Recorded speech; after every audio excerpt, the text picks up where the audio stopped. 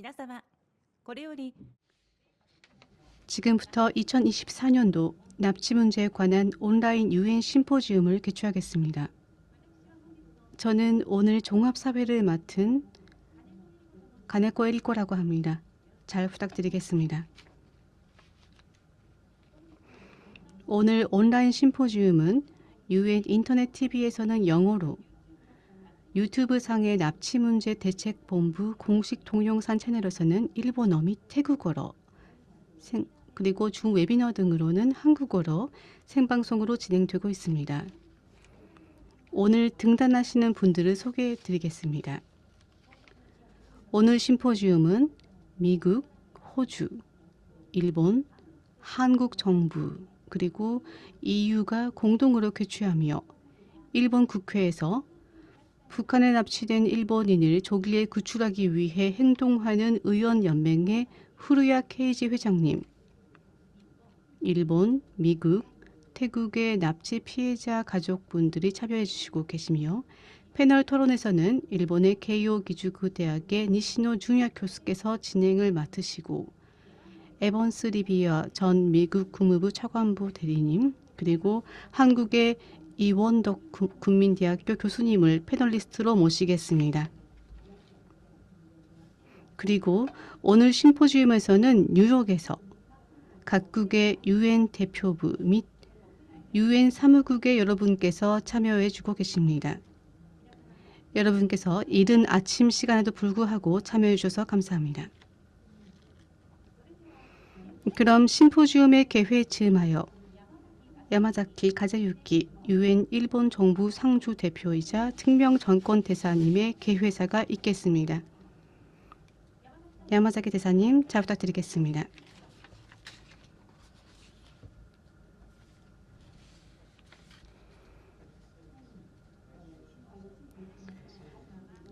하야시 요시마사 내각 관방 장관 겸 납치 문제 담당 대신님 후리아 케이지 회장님, 린다 토마스 그린필드 미국 대사님, 그리고 제임스 라센 대사님, 황중국 한국 대사님, 스타브로스 램블리데스 EU 대사님, 그리고 발표자, 패널리스트, 그리고 참석자 여러분, 4명의 저명한 상주 대표님들과 함께 납치 문제에 관한 유엔 온라인 심포지움을 공동 개최하게 되어 매우 영광으로 생각합니다.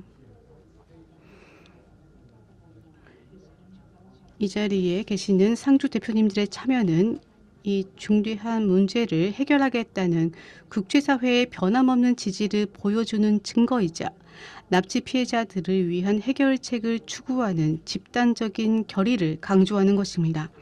일본은 파트너 국가들과 긴밀한 협력을 통해 유엔을 비롯한 국제 무대에서 이 문제의 즉각적인 해결을 위해 부단히 노력해 왔습니다. 오늘은 일본과 미국, 태국 가족분들의 가슴 아픈 증언을 들을 예정입니다. 또한 납치 문제 해결을 위한 전략과 그것이 국제사회에 갖는 큰 의미에 대해서 북한 문제 전문가를 모시고 논의를 할 예정입니다. 참석하신 여러분, 국제사회는 일관되게 그리고 단합해서 북한에 갇혀있는 모든 납치 피해자들의 즉시 귀환을 요구해 왔습니다. 이러한 요구는 매년 채택되는 북한 인권 상황에 관한 유엔 총회 결의에도 반영되고 있으며 유엔 회원국들의 압도적인 지지를 받고 있습니다. 작년 안보리가 6년 만에 북한의 인권 상황을 공식 석상에서 언급하였습니다. 그리고 불과 보름 전에 안보리는 납치 문제를 포함한 북한의 인권 침해와 유린 그리고 그것이 국제 평화와 안보에 주는 시사점에 대해서 다시 한번 심의하였습니다. 이러한 행동과 논의는 납치 문제 해결을 위한 국제사회의 집단적인 의지를 지속적으로 강화해야 할 시급한 필요성을 부각시키고 있습니다. 오늘 심포지움을 통해 납치 문제의 심각성을 재확인하고 국제사회가 긴 세월에 걸친 고통을 견뎌온 희생자 가족분들과 함께한다는 것을 보여주는 동시에 납치 문제 즉시 해결을 위해 협력하는 기운을 더욱 높이는 도움이 되기를 진심으로 바라고 있습니다. 경청해 주셔서 감사합니다. 야마자키 대사님 감사합니다. 이어서 일본 정부로부터 하야시 요시마사 납치 문제 담당 대신 겸 내각 관방장관님의 기조 발언이 있겠습니다. 하야시 대신님 부탁드리겠습니다. 여러분 반갑습니다. 내각 관방장관 하야시 요시마사입니다. 납치 문제 담당 대신을 겸하고 있습니다. 일본 정부를 대표해서 오늘 심포지움을 공동 개최해 주신 미국, 호주, 한국 및 UN, EU 각국에 감사드립니다. 또한 오늘은 일본 이외에도 미국과 태국의 피해자 가족 그리고 패널리스트 분들이 참석해 주셨습니다. 진심으로 감사드립니다. UN 관계자 여러분께서는 오늘 심포지움 개최와 함께 납치 문제 즉시 해결을 위한 이해와 협력을 해주시고 계십니다. 감사드립니다. 북한에 의한 일본인 납치 피해자는 일본 정부가 인정한 분만 17명, 그 밖에도 납치 가능성을 배제할 수 없는 분들이 많이 계십니다. 2002년 10월 5명의 피해자가 귀국한 이래 단 한 명도 피해자의 귀국이 실현되지 않고 있는 사실을 뼈아픈 심정으로 일본 정부로서 무겁게 받아들이고 있습니다. 납치 문제는 역사상의 사건이 아닌 현재 진행형의 문제이며 시급한 해결이 필요한 국제 과제입니다. 피해자들은 지금도 자유를 빼앗긴 채 귀국할 수 없는 상태가 이어지고 있습니다. 저는 가족분들과의 만남을 통해 오랜 세월에 걸친 아픔과 슬픔을 직접 청취하였습니다. 1977년에 13살의 날로 요코타 메구미 씨가 납치된 니이가타의 현장을 찾아가 보니 길 하나를 두고 바로 바다의 면회에 있는 한적한 주택가로 마치 제 고향 시모노세키와 정말 비슷했습니다. 저도 성인이 된 두 딸이 있습니다만 같은 일이 우리 가정에도 벌어질 수 있었겠구나 하는 것을 피부로 느끼게 되었습니다. 납치 문제는 단순한 사건이나 사고가 아니라 보편적으로 보호받아야 마땅한 기본적 인권의 침해입니다. 또한 납치 피해를 입은 나라는 일본뿐이 아닙니다. 그러기에 더욱 일본 정부는 납치 문제를 해결하는 데 국제사회와 긴밀히 연계할 필요가 있다고 생각합니다. 지난해 11월에 일본 호주 정상회담, 올해 4월에 일미 정상회담, 5월에 일한 정상회담, 그리고 이달에 개최된 G7 정상회의에서 기시다 총리께서 납치 문제의 즉시 해결을 위한 이해와 협력을 요청하고 각국 정상들이 다시 한번 전폭적인 지지를 보내주셨습니다. 또한 유엔에서는 납치 문제에 대한 언급을 포함한 북한 인권 상황 결의가 인권이사회에서 17년 연속으로 17번, 총회에서 19년 연속으로 19번 채택되어 국제사회의 강력한 의지를 보여주고 있습니다. 이 자리를 빌려 국제사회 여러분들의 이해와 협력에 감사드리는 바입니다. 참석자 여러분, 북한에 관한 일본 정부의 방침은 2002년에 일북 평양 선언을 바탕으로 하여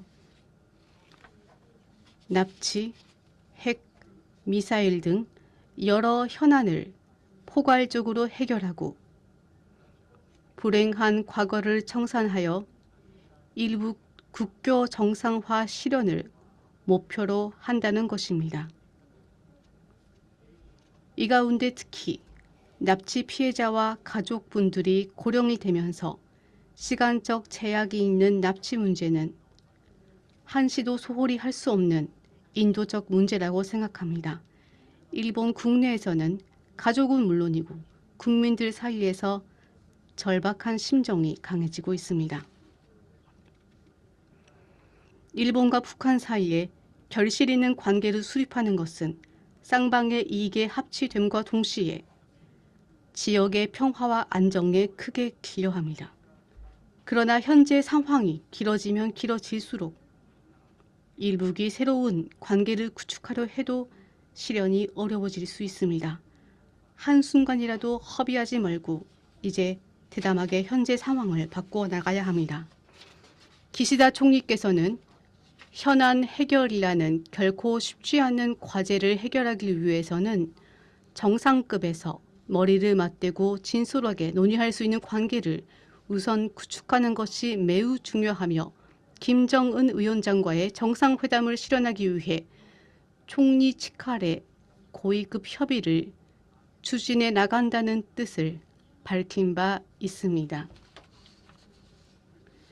서로가 대국적인 관점에서 모든 장애물을 극복하고 지역과 국제사회의 평화와 안정 그리고 일북 쌍방을 위해서 함께 결단해 나갈 것을 앞으로도 촉구해 나갈 것입니다. 오늘 심포지움을 계기로 납치 문제에 대한 인식이 더욱 높아지고 조속한 해결을 원하는 국제사회의 기운이 한층 높아지기를 강력히 기대합니다. 감사합니다. 林大臣、ありがとうございました。 네, 대단히 감사합니다. 이어서 각 공동 개최 국가의 대표님으로부터 인사 말씀을 듣도록 하겠습니다. 이번에는 사전 녹화로 인사 말씀을 듣도록 하겠습니다. 먼저 린다 토마스 그린필드 UN 미국 정부 대표 특명 정권 대사님으로부터 인사를 듣도록 하겠습니다.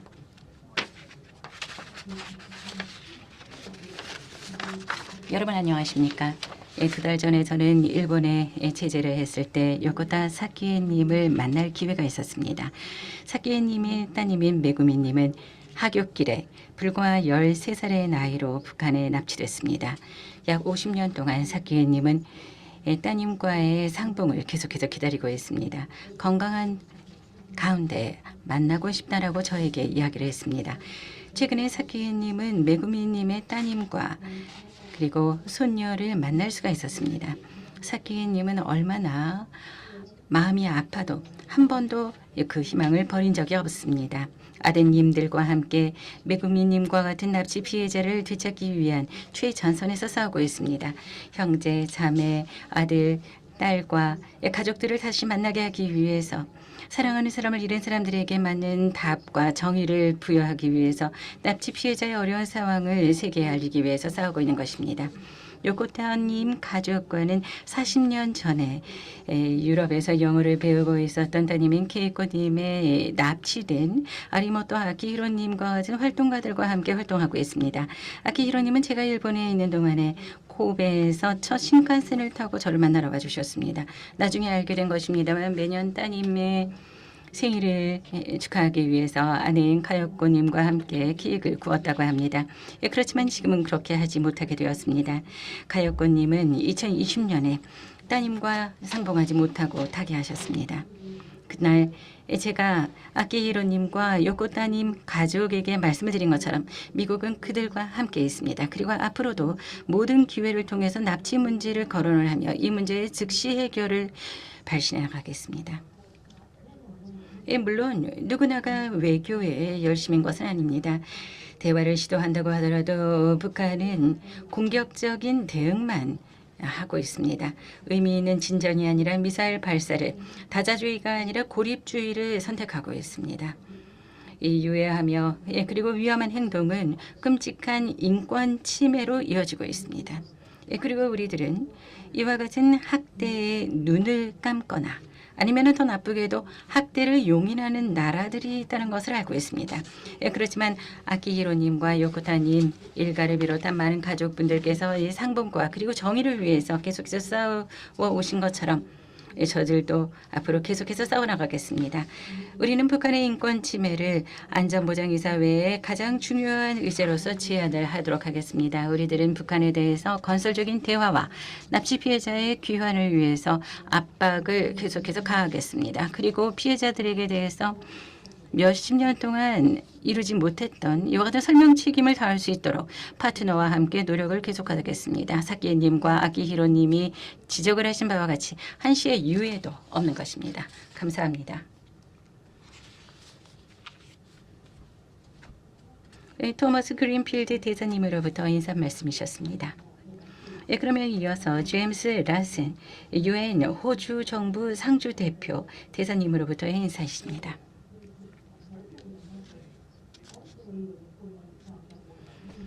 호주 정부는 북한에 의한 외국인 납치와 북한의 인권 상황에 대해서 계속해서 깊은 우려를 갖고 있습니다.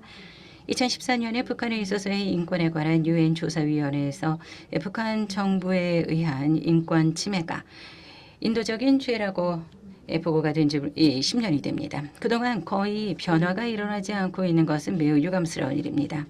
호주 정부는 북한의 인권 침해에 대해서 우려를 표명하는 기회로서 오늘의 심포지엄을 공동 개최하게 된 것을 매우 기쁘게 생각을 합니다. 이와 같은 학대, 침해를 앞에 두고 우리들이 침묵을 하지 않고 지금 있는 이 범죄에 대해서 모든 수단을 사용을 해서 경종을 울리는 것이 중요합니다. 호주 정부는 유엔 인권이사회와 유엔 총회를 포함한 국제 포럼에서 북한에 있어서의 심각한 인권 상황에 대한 우려를 계속해서 표명해 왔습니다. 금년 4월에 있었던 제55차 유엔 인권이사회에서 우리가 북한의 인권 상황 결의 53의 공동 제안국을 대표해 공동 성명을 발표할 수 있었던 것을 기쁘게 생각을 합니다. 이 성명은 북한의 책임을 추궁하는 유엔 프로젝트를 위한 증거 수집, 문서화 작업을 강화를 하며 책임 추궁을 실행하기 위한 추가 리소스를 지원하는 것입니다.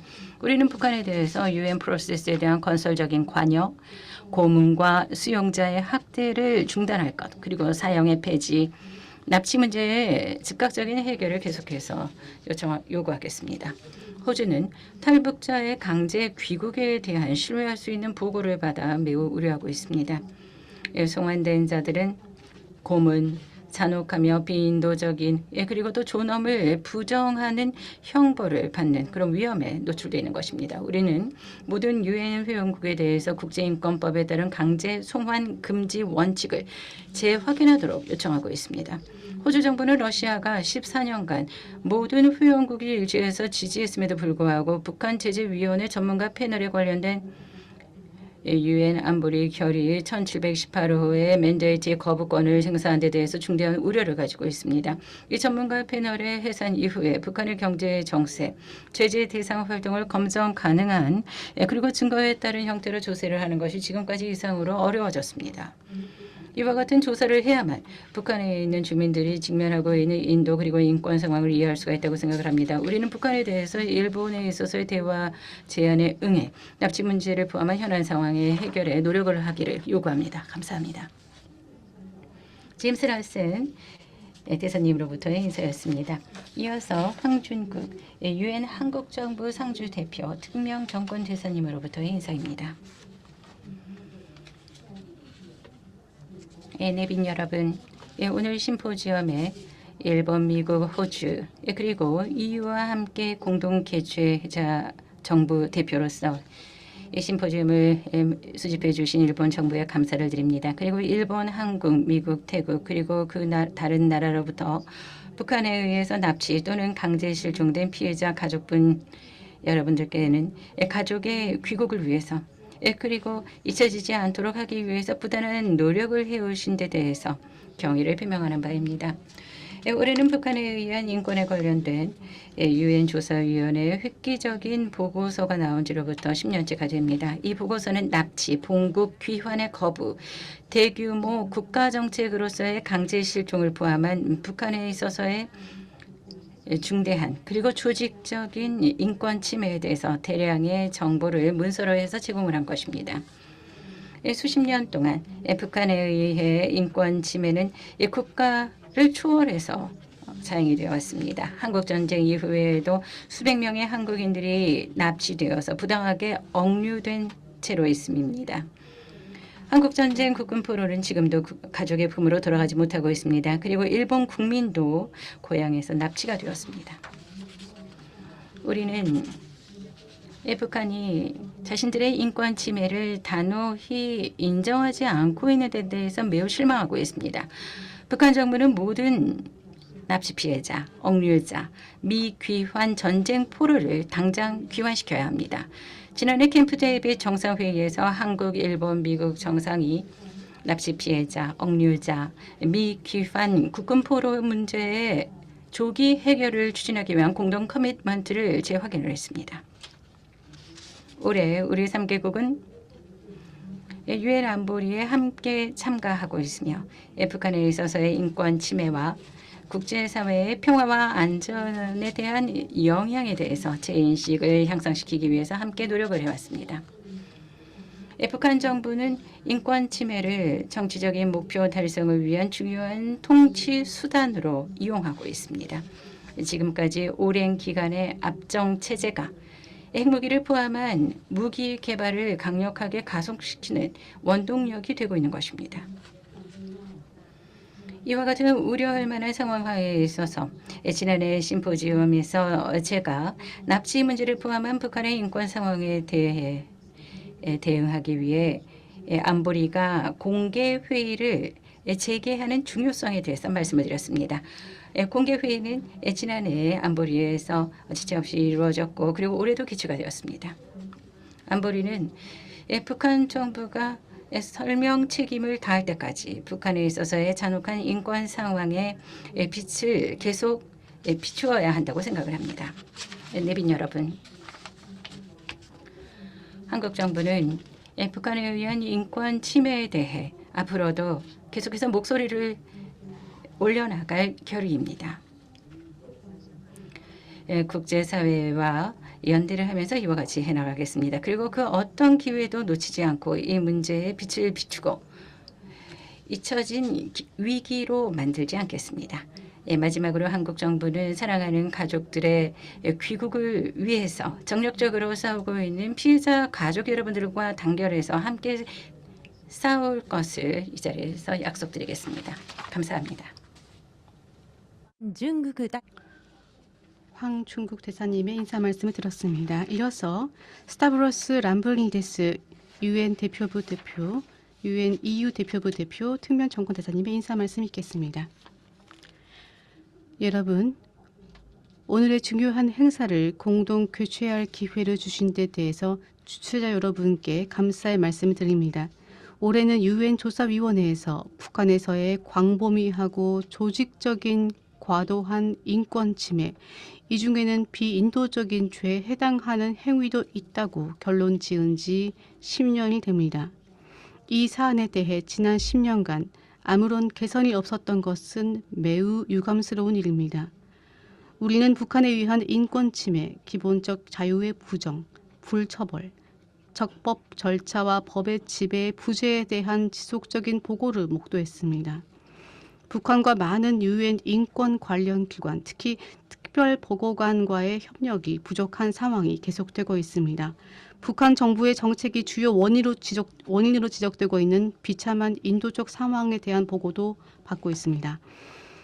또 중요한 것은 이 국제적인 납치 사안이나 분단된 가족의 상봉에 대해 아무런 진척이 없었습니다. 오늘 심포지엄의 제목을 통해 우리는 납치 문제가 빨리 해결되어야 한다는 것을 다시 인식하고 있습니다. 1년이 지날 때마다 피해자도 가족들도 나이를 먹게 됩니다. 한시의 유예도 없습니다. 오늘 모인 많은 가족분들이 증언하듯이 무고한 사람들이 아직도 큰 대가를 치르고 있습니다.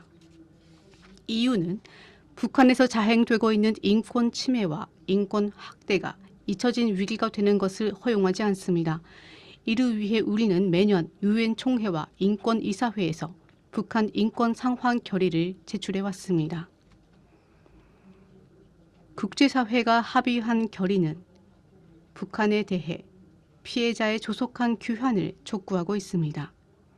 그것을 하지 않는 잔혹성은 정당화될 수 없습니다. 북한은 피해자와 그 가족의 목소리에 진지하게 귀를 기울여야 합니다. 그리고 모든 강제 실종 주장에 대응하여 실종자 전원의 안부와 소재를 명확히 하고 정보를 가족들에게 전달해야 합니다. 이 유엔 결의는 분단된 가족의 상봉 회복과 미귀환 전쟁 포로와 그 후손들의 행복을 원하는 국제사회의 호소를 반영하고 있습니다. EU는 납치 문제 해결의 시급성이 늘 국제사회에서 크게 주목받을 수 있도록 일본 등 파트너국들과 연계해 나갈 것입니다. 북한에 대한 중요한 관여 정책의 틀 안에서 EU는 계속해서 북한에 대해 국제적인 납치 문제 해결을 위해 건설적인 행동을 취할 것을 촉구해 나갈 것입니다. 우리는 유엔 인권단체와 북한 간의 교류를 지원하고 새로운 외교적 이니셔티브를 뒷받침할 용의가 있습니다. 이 문제 해결의 진척이 보일 때까지 우리는 이 문제의 중요성을 강조하기 위해 우리가 가진 수단, 특히 유엔 결의를 계속 사용할 것입니다. 인권 존중은 평화와 안보 구축의 필수 요소입니다. 안보리는 북한의 인권 상황이 이 지역의 평화와 안전에 영향을 준다는 점에서 이 문제를 해결해야 한다는 것이 우리의 생각입니다. 마지막으로 EU는 앞으로도 북한에서의 인권 문제를 우선적으로 다룰 것을 약속드립니다. 감사합니다. 스타브로스 람브리니디스 대사님의 인사 말씀이 있었습니다. 이어서 일본의 국회를 대표하여 후루야 케이지, 북한에 납치된 일본인을 조기에 구출하기 위해 행동하는 의원연맹 회장님의 인사 말씀이 있겠습니다. 후루야 회장님은 오랫동안 북한에 의한 납치 문제 해결을 위해 힘써오셨으며 2012년부터 2014년까지 납치 문제 담당 대신을 지내셨습니다. 후루야 회장님 부탁드리겠습니다. 오늘 심포지움 개최에 즈음하여 미국 정부를 비롯한 관계자 여러분들의 협력에 감사드립니다. 저는 납치의원연맹 회장을 맡고 있는 중의원 의원 후루야 케이지입니다. 300명이 넘는 초당파 의원들이 참여하는 의원연맹입니다. 지난 5월 11일에는 기시다 총리께서 참석해 주신 가운데 납치 문제 국민 대집회를 열었습니다. 피해자 중 일부가 귀국한 지 21년의 세월이 흘렀는데 아직도 새로운 진전이 없습니다. 매우 유감스러운 일이지만 납치를 실행한 북한은 비정상적인 독재 국가입니다. 이 북한은 유엔이나 국제사회의 경고를 완전히 무시하고 미사일과 핵 개발에 몰두하여 인민의 생명이나 안전에는 전혀 아랑곳하지 않습니다. 그 결과 경제 상황과 식량 상황 모두 악화 일로를 걷고 있습니다. 재외 공관이 잇따라 문을 닫고 국내에서 비인도적인 숙청이 강행되고 있는 것을 보더라도 이는 분명합니다. 독일 러시아와는 완전히 밀접한 관계에 있습니다. 최근 푸틴 대통령은 24년 만에 북한을 방문하여 정상회담을 가졌습니다. 이 자체가 분노를 일으키지만 회담 내용은 전략적 파트너십 조약을 맺고 군사 협력을 강화한다는 내용을 담고 있어 유엔 결의를 어기고 무기를 제공하고 있는 것이 현실입니다. 러시아는 무기를 제공하는 대가로 노동력을 제공받고 식량 등의 보상을 주고 있을 것입니다. 북한은 핵과 미사일을 실용화하면 강대국인 미국과도 대등하게 협상할 수 있다는 일념으로 골몰하고 있는 것이 현실입니다. 납치는 일본에 국한된 문제가 아니라 전 세계 14개 나라의 국민이 희생되고 있습니다. 이 중에는 미국의 상하 양원에서 결의된 미국인 데이비드 스네든 씨도 포함되어 있습니다. 납치 문제는 먼 아시아의 문제가 아니라 미국의 자국민도 피해자가 될 수 있는 문제입니다. 오늘은 잠시 후에 형인 제임스 스네든 씨의 말씀을 듣게 될 예정입니다. 납치는 국가의 의지로 자국민이 빼앗기는 테러이자 심각한 인권 침해입니다. 자국민이 납치되면 군대를 보내더라도 되찾으라는 것이 미국 국민의 정의입니다. 5월에는 납치의원연맹 간부들이 납치 피해자 가족회 대표들과 함께 워싱턴을 방문하여 유력한 상하 양원 의원들, 국무부 관계자들과 적극적으로 납치 문제에 관한 일미 간 협력에 대해 심도 있는 논의를 해왔습니다. 국무부 실무진의 수장인 국무부 차관, 차관보 대리가 모두 참석해 의견을 교환하였고 대통령 보좌관을 맡고 있는 NSC 선임 보좌관인 랩 후퍼 씨는 나도 두 아이를 두고 있는 엄마인데 납치가 얼마나 비인도적인지 아플 정도로 잘 안다. 미국 정부도 철저하게 협력하겠다라고 밝혀주셨습니다. 납치 문제 해결을 위한 일미 양국의 연대가 공고하다는 것을 피부로 느꼈습니다. 지난 G7 정상회의에서 북한과 러시아를 규탄하는 정상 성명이 채택되었습니다. 북러가 협력을 강화해도 세계적인 포위망이 있는 이상 한계가 있습니다. 한편 중국은 북한이 핵 개발을 하고 있는 현실에서 북한을 살리지도 죽이지도 않는 입장을 바꾸지 않을 것입니다. 김정은 위원장은 지난 1월 일본 노토 반도에서 발생한 지진에 대해 기시다 총리를 각하라 칭하며 이례적으로 위로문을 보내오셨습니다. 그 후에는 여느 때처럼 강경한 자세를 보이고 있지만 어떤 사인을 보내오고 있는지도 모르겠습니다. 일본은 모든 채널을 통해서 북한의 진위를 분석하면서 김정은 위원장에게 납치 문제를 해결하는 것이야말로 북한의 밝은 미래를 가져온다는 것을 깨닫게 해야 합니다. 기시다 총리께서도 시간적 제약이 있는 납치 문제는 한시도 소홀히 할 수 없다. 김정은 위원장과의 정상회담을 실현할 수 있도록 치칼의 고위급 협의를 진행하겠다고 분명히 말씀하셨습니다. 미국을 비롯한 세계 각국과의 긴밀한 연대를 바탕으로 일북 사이에서 주체적으로 일본이 납치 문제 해결을 위해 임하겠다는 각오를 표명하면서 납치위원연맹 회장으로서의 인사 말씀을 가름하겠습니다. 감사합니다. 후레 회장님 감사합니다. それで 네, 그러면은 지금부터 납치 피해자 등 가족분들의 생생한 목소리로 하는 호소를 듣도록 하겠습니다. 오늘은 일본, 미국, 태국의 납치 피해자 등 가족 여러분들께서 참가해 주셨습니다. 먼저 요코타 메구미님의 동생으로 북한에 의한 납치 피해자 가족연락회 대표인 요코타 타쿠야님으로부터 이야기를 듣도록 하겠습니다. 요코타 메구미님은 1977년 13살 때 일본의 니이가타시에서 북한에 납치됐습니다. 그러면 요코타님 부탁드리겠습니다. 여러분 안녕하십니까? 가족회 대표인 요코타 타쿠야라고 합니다. 오늘 일본, 미국, 호주, 한국, EU 공동 개최로 납치 문제에 관한 온라인 UN 심포지엄 개최를 통해 북한에 신속하게 모든 납치 피해자를 귀국시키라고 하는 단결된 메시지를 발신할 수 있게 된 것을 감사드립니다. 위기적인 식량 부족, 비참하고 취약한 의료 환경, 발언의 자유, 이동의 자유, 사상의 자유, 모든 자유를 빼앗긴 가운데 매일 연명하고 있는 2,500만의 죄 없는 북한 국민들을 여러분들께서 구하기 위해 그리고 여러 나라에서 납치된 모든 피해자를 되찾기 위해 일치 단결된 행동을 취할 것, 그리고 목소리 없는 목소리에 귀를 기울이는 노력을 하고 계신데 감사드립니다.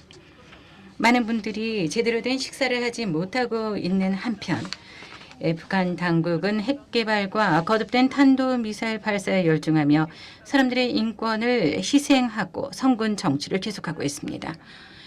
부자 3대가 내건 목표인 이 밥과 고깃국을 볼 수차 없는 많은 북한 국민이 있는 가운데 고급 옷을 입고 아버지 김정은 위원장과 동행한 김주애 씨의 모습을 볼 때 이 이상한 대조가 당연해도 좋은지 단순히 생각하게 됩니다. 그들 특급 계급이 사는 집의 창문에서 억압받는 사람들의 모습은 보이지 않는 것일까요? 차를 타고 이동할 때 차창 밖에 있는 사람들의 절망한 표정, 공포에 떨며 밝은 미래의 작은 편린조차 상상할 수 없는 국민의 모습을 보고도 못 본 채로 어떻게 할 수 있을까 생각합니다. 국제사회에서 인권 침해 주모자로 지명돼 비난받고 있는 현실을 김주애 씨는 어떻게 받아들이고 있을까요? 김정은 위원장님, 한 나라의 리더로서, 한 사람의 아버지로서 자랑스러운 존재가 돼야 하지 않겠습니까? 가족회 구출하는 모임은 새로운 운동 지침을 작성했습니다. 부모 세대의 가족이 살아있는 동안에 모든 납치 피해자의 일괄 귀국이 실현된다면 우리나라가 인도적 지원을 한다는 것과 우리나라가 부과하고 있는 독자 제재를 해제하는 데 반대하지 않는다는 것입니다. 가족회 부모 세대에서 건재한 분은 아리모토 케이코님의 아버지 아키히로님 95세, 요코타 메구미님의 어머니 사키에님 88세 두 분뿐입니다. 우리 부모 세대가 건재한 동안에 납치 피해자 본인과 일본에서 상봉할 것을 강력히 요구하고 있습니다. 시간 제약이 있는 문제입니다. 만일 부모 세대가 건재한 동안에 상봉하지 못하는 사태가 발생할 경우 우리들은 대화 국면을 바꿔 다시 제재 강화로 중심축을 옮겨 일본 정부에 북한에 대한 새로운 독자 제재 강화를 요구할 것입니다. 일본과 북한의 국교 정상화에도 강력히 반대할 것입니다. 우리들의 요구는 모든 납치 피해자의 즉시 일괄 귀국입니다. 부분적 해결이나 단계적 해결은 요구하지 않습니다. 일본과 북한 당국의 조사위원회나 합동사무소 설치도 요구하지 않습니다. 북한의 시간 벌기나 끝내기 수법에 현혹돼서는 안 됩니다. 북한 당국은 엄중한 감시하에 모든 납치 피해자의 누가, 언제, 어디에서 무엇을 하고 있는지 파악하고 있습니다. 거주지를 모른다고 말할 수 없다는 것입니다. 이러한 점을 일본 정부를 비롯해 각국 정부가 잘못 보지 말고 북한과 강력히 외교 협상을 해주기 바랍니다. 국제사회는 일방적인 폭력에 의한 현상 변경을 절대로 용인해서는 안 됩니다. 일본에서는 46년 전에 주권 국가의 북한 공작원이 침범해 죄 없는 13살 소녀를 납치한 채 인질 외교를 계속하고 있습니다. 저는 목소리를 크게 말하겠습니다. 북한은 누나 요코타 메구미를 돌려달라. 모든 납치 피해자를 신속히 귀국시켜라라고. 납치 문제 해결 없이 양국의 밝은 미래는 찾아오지 않습니다. 김정은 위원장님은 과거 세대에서 실행되었던 끔찍한 인권 침해인 납치 문제를 당신의 손으로 해결해 밝은 미래를 손에 넣을 수 있도록 용기 있는 영단을 내려주기를 바랍니다.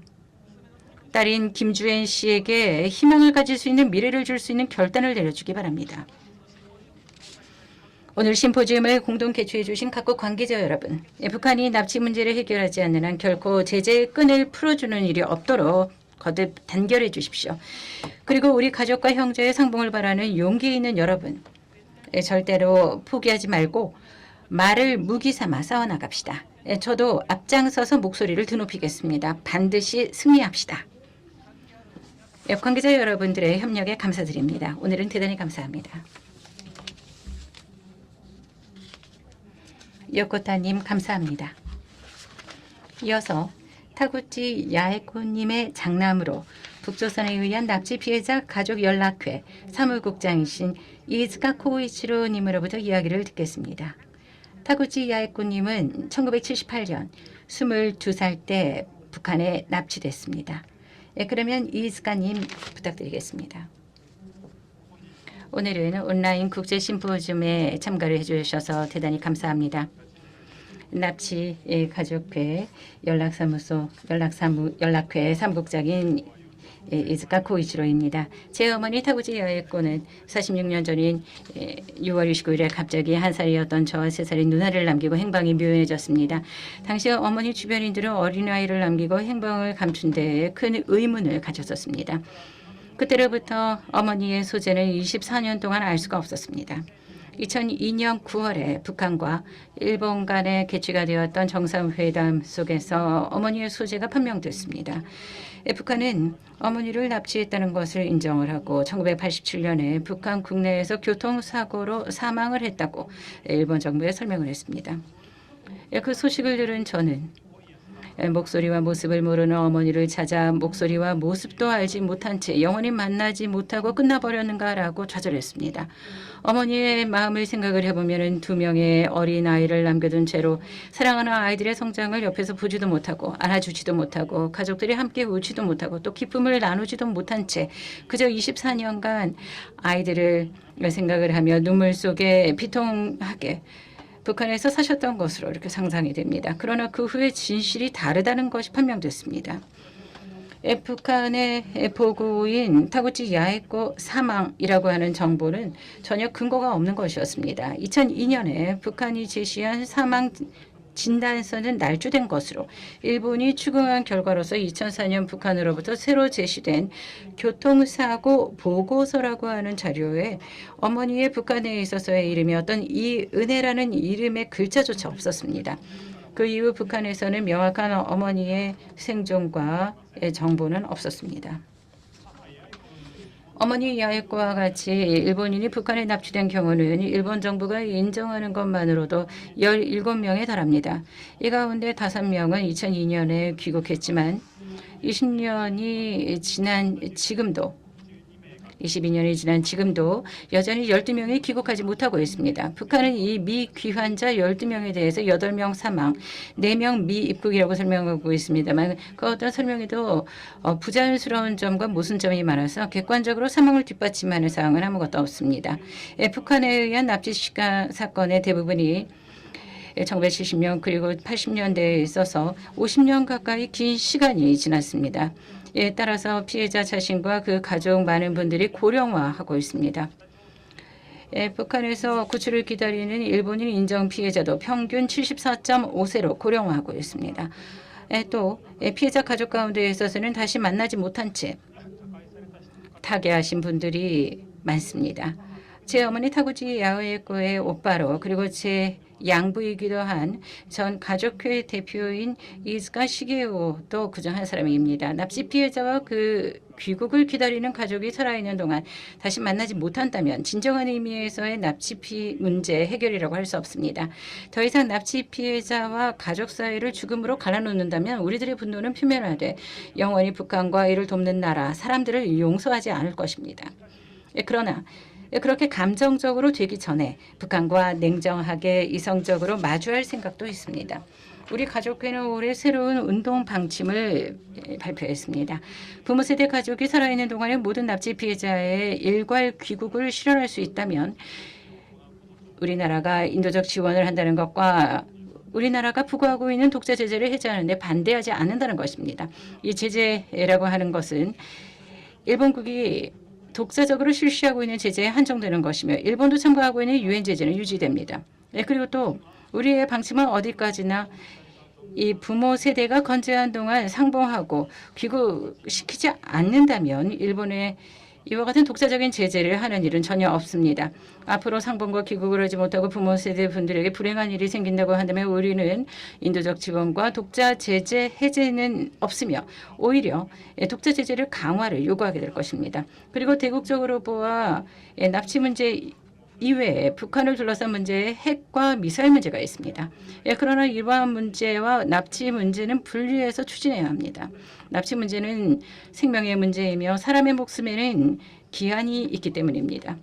그리고 또 북한의 시간 벌기와 허상에 불과한 연락사무소 설치라든가 아니면 일부분들을 귀국시킨다라고 하는 단계적인 협상은 필요 없습니다. 우리에게 더 이상 시간 낭비를 할 수 있는 유예가 없습니다.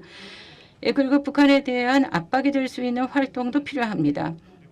북한에 대해서는 압박 없이 효과적인 대화를 할 수가 없습니다. 구체적으로는 유엔 자리에서 지난 4월에 없어진 이 전문가 패널의 대체 활동 검토와 이행, 그리고 올해 10년째가 되는 COI 리포트의 업데이트, 그리고 북한을 이와 같은 활동을 계속할 필요가 있습니다. 그리고 마지막으로 우리 가족은 감정과 이성의 한가운데에서 어떻게 하면 가족을 빨리 구출할 수 있는지 일식이 없을 정도로 이와 같은 검토와 결단을 해야 하는 상황입니다. 그렇지만 이것은 북한도 마찬가지입니다. 피해자가 살아있는 동안 북한이 모든 납치 피해자의 즉시 일괄 귀국을 결단해야 합니다. 가족의 상봉을 이루지 못하면 일본은 북한을 용서할 수가 없습니다. 지금이 그 마지막 기회라고도 할 수 있는 시기인 것입니다. 이 마지막이라고 할 수 있는 기회에 북한과 김정은 위원장이 자국이 풍요로워질 수 있도록 새로운 건설적인 미래로 나가기 위해서 영단을 내려야 됩니다. 마지막으로 일본의 납치 피해자뿐만 아니라 세계 납치 피해자가 한시라도 빨리 각자의 모국으로 귀국해 가족과 상봉할 수 있기를 바랄 뿐입니다. 부디 저와 어머니 야에코가 가족으로 다시 만날 수 있도록 협력해 주시기 바랍니다. 참가자 여러분 계속해서 여러분들의 이해와 협력을 해주시기를 부탁 말씀을 드리겠습니다. 경청해 주셔서 감사합니다. 이즈카님 감사합니다. 이어서 사사키 마사카즈님의 누나로 특정 실종자 가족회 회원인 사사키 미치코님의 말씀을 듣겠습니다. 사사키 마사카즈님은 1987년 37의 나이로 사이타마현 오미야시, 현재 사이타마시에서 실종되었습니다. 사사키 미치코님 부탁드리겠습니다. 네, 잘 부탁드리겠습니다. 사이타마현 오미야시에서 1987년 11월 말에 실종된 사사키 마사카즈의 누나인 사사키 미치코입니다. 오늘 이렇게 우리 동생에 대해 저의 평소 생각을 말씀드릴 수 있는 기회를 주신 관계자 여러분께 감사드립니다. 저희 가족은 아키타현에서 1955년에 수도권으로 이사 왔습니다. 낯선 마을에서 저와 남동생은 늘 같이 다녔습니다. 참을성 있고 착한 동생은 우리 가족의 보물이었습니다. 성인이 되면서 각자 생활하게 되었고 동생은 일하면서 대학에 다니고 고생이 많았을 것입니다. 고학생 중에서도 특히 고생이 많았다고 들었는데 그래도 등산이나 여행을 가면서 나름대로 알차고 즐거운 나날을 보내지 않았을까 생각합니다. 비슷한 시기에 아르바이트로 일한 병원에서 위암을 조기 발견하게 되어 수술 후 재발되진 않았습니다. 대학 졸업 후에 사이타마 현내 초등학교, 중학교에서 교사 생활을 하다가 뭔가 납득할 수 없는 일이 있었는지 가정교사나 학원 강사 등 다른 일도 했던 것으로 알고 있습니다. 1987년 여름경 갑자기 저를 거부하면서 다시 오지 말라, 누나를 만나고 싶지 않다는 말을 세게 했습니다. 그래도 걱정이 되어서 집을 찾아가서는 문 앞에서 동생이 돌아오기를 기다렸습니다. 그 3개월 후인 11월 말에 동생은 아무 말 없이 실종되었습니다. 방 안은 어지럽혀 있지 않았고 생활하던 흔적이 있고 책상 안에는 통장과 면허증, 현금, 손목시계도 남아 있었습니다. 저는 이해할 수 없는 서적이나 레코드, 오디오류를 지금도 보관하고 있는데 37년이라는 세월이 지나면서 이제 사용할 수 있는 물건인지도 알 수도 없으니 빨리 돌아와서 점검해 주기를 바라고 있습니다. 마사카즈가 실종된 연령이 37으로 높은 편이었기 때문에 자살한 것은 아닐지 사건 사고에 휘말린 것은 아닐지 자꾸 나쁜 쪽으로 생각이 들어서 가슴이 타들어갔습니다. 실종자를 기다리는 가족은 모두 같은 마음일 것입니다. 납치된 것으로 생각되는 사람들은 젊은 분이 많은데 인생에 다소 불안감은 있어도 그 이상으로 꿈과 희망을 가지고 직장일과 공부를 열심히 했을 것입니다. 모두 노력가로 앞을 향해 살고 있는 사람들이라 스스로 사라질 것이라곤 도저히 생각할 수 없습니다. 지금 모두가 힘들고 억울한 나날을 보내고 있다고 생각하니 가슴이 먹먹해집니다. 마사카즈도 납치가 의심된다는 이야기를 들으면서 가만히 기다릴 수밖에 없다는 말을 듣기도 했는데 특정 실종자 문제 조사회 존재를 알고 가족으로 참여하고 있습니다. 개인이 할 수 있는 일은 한정되어 있어서 정보를 공유받기도 하고 정신적으로도 위안을 받고 있습니다. 저도 60대에 들어서 8년 정도 입원과 퇴원을 거듭하다 체력의 자신감이 떨어지면서 움직일 때 하자는 생각으로 오랫동안 고민했던 실종 선고 신청을 2019년 6월 가정법원에 제출하였고 2020년 5월에 심판이 내려졌습니다. 동생을 기다리기를 포기한 것이 아니라 내가 죽으면 마사카즈의 존재도 사라질 것 같아서 그것만은 어떻게든 피하고 싶었습니다. 마사카즈는 분명히 존재했다는 증거를 남기고 싶었습니다. 코로나가 끝난 2022년 8월 아키타현의 조부모와 부모님이 잠드는 묘지에서 작은 장례식을 진행했습니다. 유골 대신 동생의 옷 스웨터를 무덤에 안치하고 묘석에 부모님과 나란히 마사카즈의 이름을 새겼습니다. 장례식의 복잡한 절차는 사촌 오빠가 맡아서 해주었습니다. 우리를 계속 도와준 사촌 오빠도 올해 3월에 돌아가셔서 좋은 보고도 못 드려 정말 안타깝습니다. 감사하는 마음뿐입니다. 마사카즈가 돌아오면 바로 호족을 복귀시킬 것입니다. 북한에는 경제 제재가 별 효과를 주지 않는 것인지 독일, 미국, 일본산 고급차를 타는 모습이 보도되고 있는데 동시에 길거리에서 아사하는 사람 영상을 보니 일상적인 일인지 돕는 사람조차 보이지 않습니다. 전쟁으로 많은 사람이 다치고 죽어가는 참혹하고 비극적인 현실 속에서 이 나라 사람들은 포기하고 만 것일까요? 일본에 상륙하고 일본인을 납치를 해간 이 큰 문제를 해결한다라고 합니다. 납치된 사람들은 지금도 포기하지 않았을 겁니다. 저는 특별한 일을 바라는 게 아닙니다. 가족과 함께 소소한 이야기를 나누고 밥을 같이 먹고 평범한 일상을 보내고 싶은 마음이 간절합니다. 언젠가 만날 수 있다고 믿습니다. 여러분의 도움이 필요합니다. 부탁드리겠습니다. 감사합니다.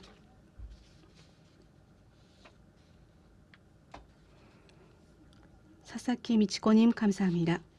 이어서 데이비드 스네돈 씨의 형인 제이무즈 스네돈님의 말씀을 듣겠습니다. 데이비드 스네돈님은 중국 유학 중인 2004년 8월에 윈난성을 여행 중에 실종되어 북한에 납치된 가능성이 지적되고 있습니다. 스네던님은 사전 영상 녹화로 메시지를 전달받았습니다. 이 끝없는 인권 문제에 임하고 있는 여러분, 정부 지도자, 책임 있는 여러분들, 관심을 가져주신 개개인 여러분, 특히 깊은 영향을 받은 납치 피해자 가족 여러분, 그리고 북한에 억압된 시민 여러분께 전합니다. 또다시 납치된 우리 형제, 아들, 조카, 사촌, 친구인 데이비드 루이스 스네던과 관련해 마음 아파하는 가족을 대표해서 이 자리에 서게 되었습니다. 올해는 그가 중국 윈난성에서 실종된 지 20년이 됩니다. 이 사실을 잠시 생각해 봅시다. 20년입니다. 존경하는 마음으로 말씀드리지만 우리가 이제 친한 친구라고 부르는 다른 가족들도 마찬가지로 오랜 세월에 걸쳐 가족이 북한에 억류되어 왔다는 사실입니다. 자, 20년입니다. 일반적인 상황이면 훌륭한 기념일을 축하하거나 하겠죠. 그러나 이 20년은 매우 불명예스럽고 여러 힘이 영향을 줄 수 있는데도 관심과 해결을 보지 못했다는 사실이 사악하기까지 합니다. 어머니가 자기 아들과 만나거나 이야기를 하지 못한 20년입니다. 제 목소리를 듣고 계신 모든 사람들이 제 말을 들으면서 데이비드 스네돈의 아버지, 어머니, 형제, 자매, 삼촌, 이모, 친한 친구의 입장이 되어서 생각해 주셨으면 합니다. 그는 2004년 8월에 실종되었습니다. 그가 호도협을 트래킹하는 중에 죽은 것이 아니라는 증거는 명백합니다. 그런데도 20년이 지난 지금도 여전히 저는 말하고 탄원하고 의문을 가지고 기도하고 데이비드가 어떻게든 해방되기를 계속 바라고 있습니다. 사실 그 증거는 미국 의회를 충분히 납득시키면서 2018년 11월에 상원 결의 92가 채택되었습니다. 그래서 다시 말씀드리지만 그 결의는 어떻게 된 것일까요? 그 후 6년이 지났는데 우리 가족은 단 한 편의 정보도 정부 관계자나 기관으로부터의 연락도 받은 바 없습니다. 이 결의의 일부를 인용하면서 데이비드의 납치 사건을 명확히 증명하고 행동을 요구하고자 합니다. 저는 감히 질문을 드리겠습니다. 국무부는 어디에 있습니까? 정부 기관은 어디에 있습니까? 미국 의회는 어디에 있습니까? 우리 가족에게 공유되지 않은 정보는 무엇입니까? 저희가 정보자유법을 통해 신청을 해도 데이비드의 이름이 기재되고 그의 사안에 대해 쓰여있는 문서를 왜 읽을 수 없는 것일까요? 우리에게 전달되지 않은 것은 무엇일까요? 다시 여러분께 부탁드리고 싶습니다. 데이비드가 여러분의 아들, 형제, 조카, 손자, 친한 친구라고 가슴으로 생각해 보시고 그 입장에서 진실과 행동을 가져오기 위해 자신의 영향력의 범위에서 행동을 일으켜 주십시오.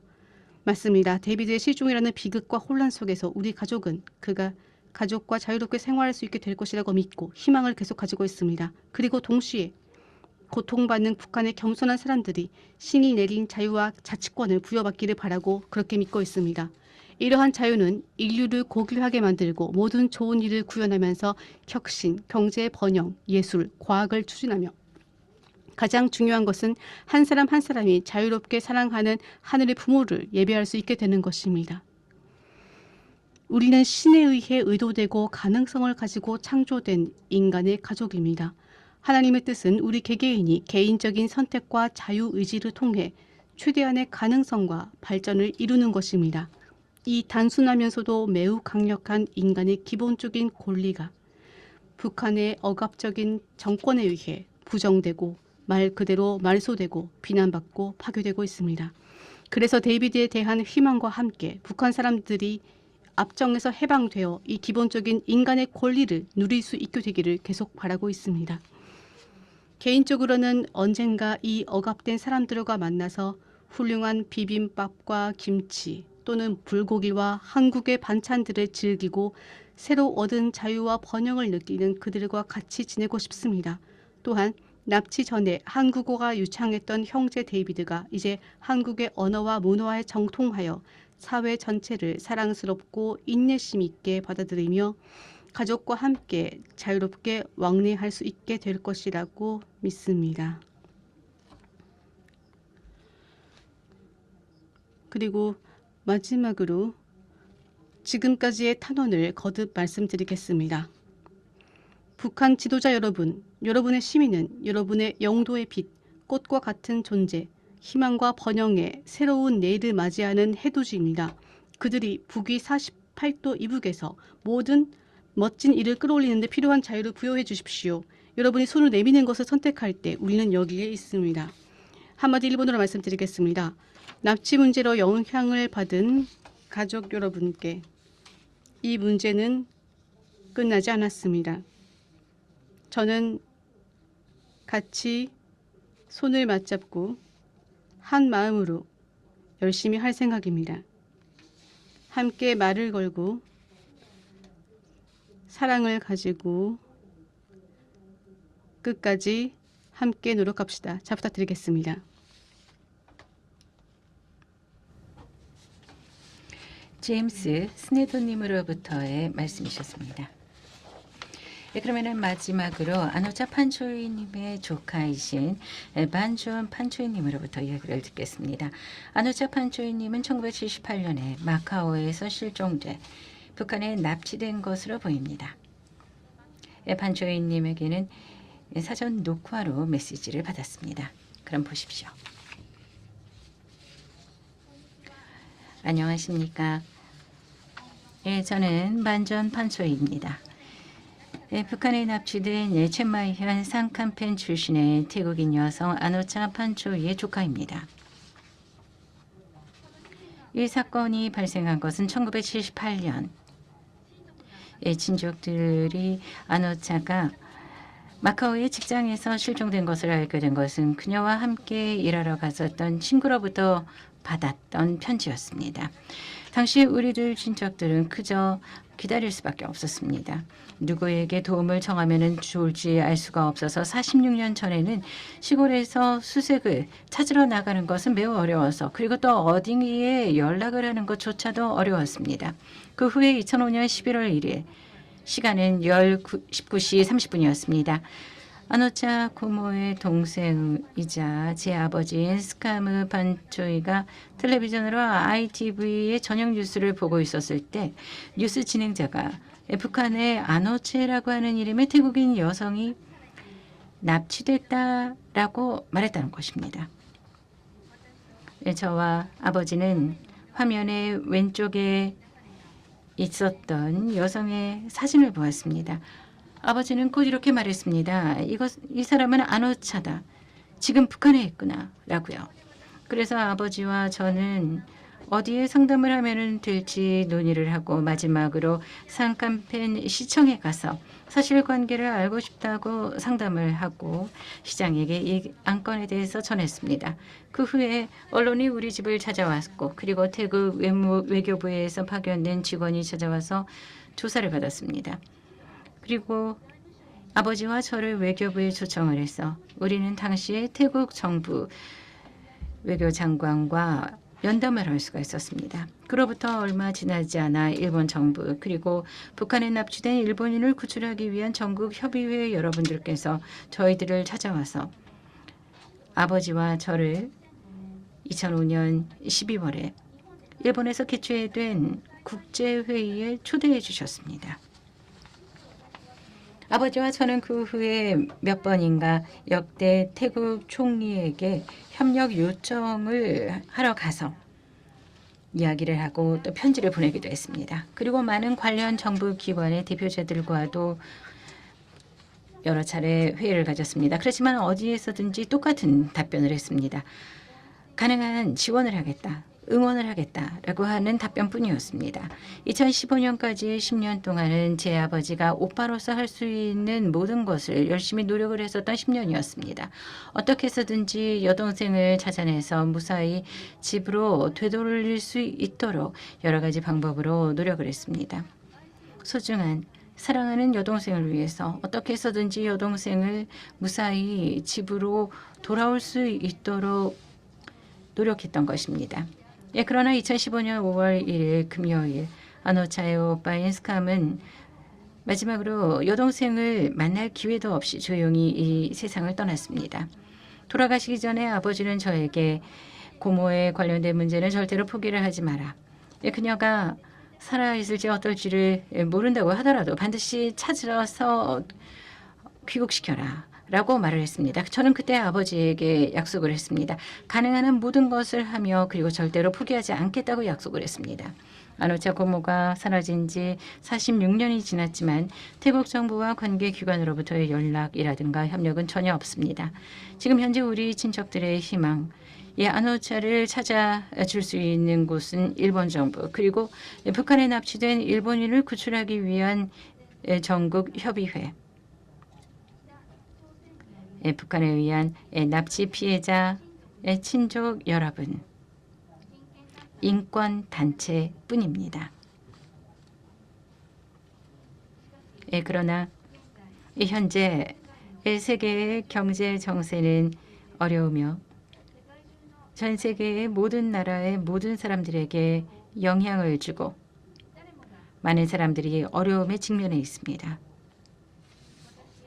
저와 가족은 지금의 이 세상에서 이 안건에 대해서 노력을 해줄 사람은 없다라고 생각을 했습니다. 그렇지만 오늘 이와 같이 국제 심포지엄이 개최되고 있어서 우리들을 이 북한의 피해자 친척들의 마음을 따뜻하게 해주는 그런 내용이라고 생각을 합니다. 그렇기 때문에 저는 이렇게 생각을 합니다. 우리들의 마음을 이해해주는 사람들이 아직 있고 우리 옆에서 노력을 해주는 사람들이 아직 있고 그래서 포기하지 않고 있다는 것입니다.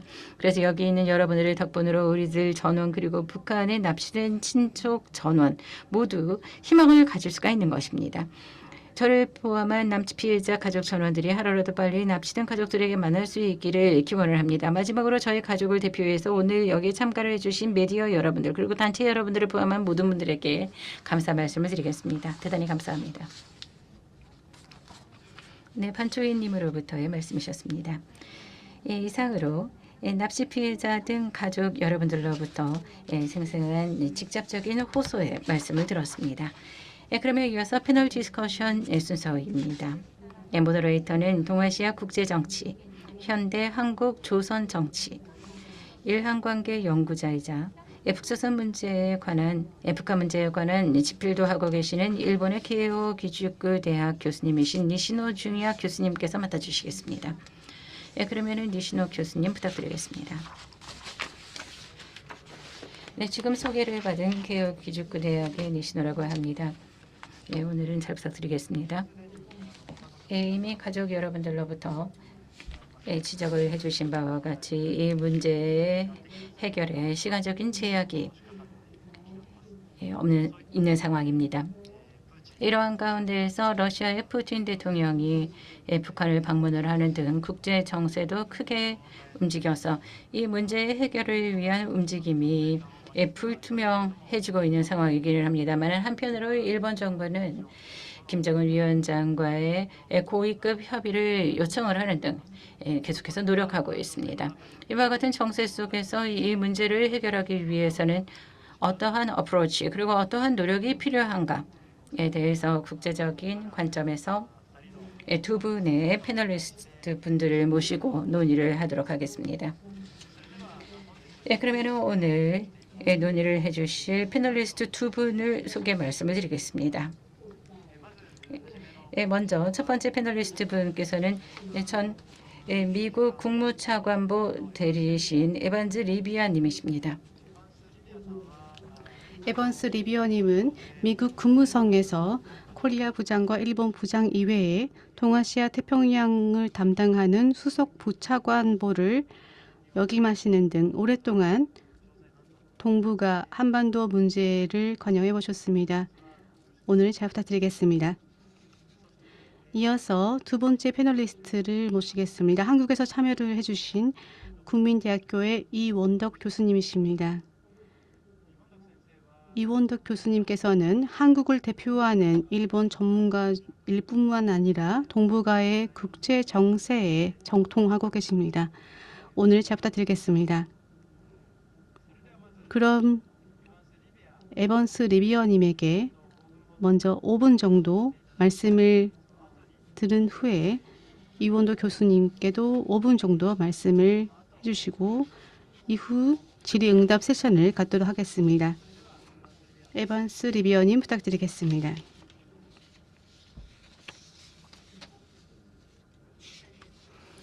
네, 소개해 주셔서 감사합니다. 본 심포지움에 참여하게 된 것은 저에게 큰 영광입니다. 먼저 저희를 초대해 주신 일본 정부 그리고 내각 관방의 납치문제대책본부 여러분께 감사 말씀 드립니다. 또한 이 중요한 이벤트를 가능케 해주신 공동개최 주최자 여러분께 감사드립니다. 저는 이전에 이 심포지움에 뉴욕의 유엔과 도쿄 양쪽에서 참가한 적이 있습니다. 매번 엄숙하고 또 가슴이 메어지는 자리였는데 오늘 행사는 특히 더 그렇다고 느낍니다.